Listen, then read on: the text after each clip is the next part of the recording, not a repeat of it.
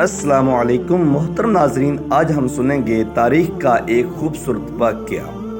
ایک حبشی جس کی ناک موٹی، آنکھیں چھوٹی، رنگت سیاہ، چلتا تو لنگڑاہٹ نمایاں نظر آتی تھی، بولتا تو زبان میں لکنت، غلام ابن غلام باغ کے جھاڑ جھنکار میں مصروف تھا۔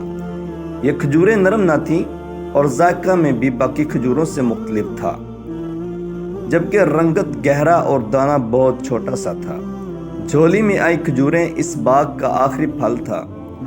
وہ شہر میں انہیں فروخت کرنے کا ارادہ رکھتا تھا، مگر کوئی ان کھجوروں کا طلبگار نہ تھا۔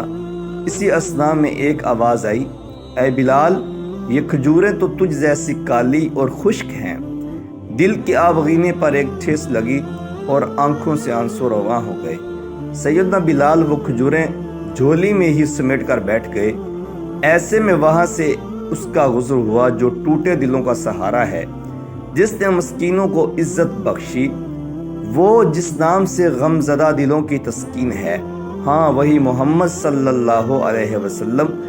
آپ نے بلال رضی اللہ تعالیٰ عنہ سے رونے کا سبب پوچھا تو سیدنا بلال نے جھولی کھول کر سب ماجرا کہہ سنایا۔ رحمت للعالمین صلی اللہ علیہ وسلم نے بازار کی جانب رخ انور موڑا اور آواز لگائی، لوگوں یہ کھجور اجوا ہے، یہ دل کے مرض کے لیے شفا ہے، یہ فالج کے لیے شفا ہے، یہ 70 امراض کے لیے شفا ہے، اور لوگوں یہ کھجوروں کی سردار ہے۔ پھر یہ کہہ کر بس نہیں کیا، فرمایا جو اسے کھا لے اسے جادو سے امان ہے۔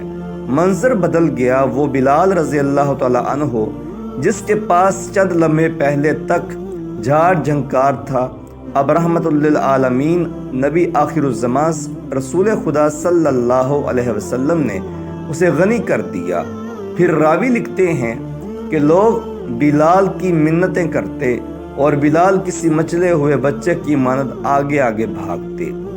تاریخ گواہ ہے کہ وہ جسے کبھی دنیا جھاڑ جھنکار سمجھ رہی تھی، بلال رضی اللہ تعالیٰ عنہ کی جھولی میں آ کر اور مصطفیٰ کریم صلی اللہ علیہ وسلم کی زبان مبارکہ کا صدقہ آج بھی کھجوروں کی سردار ہے۔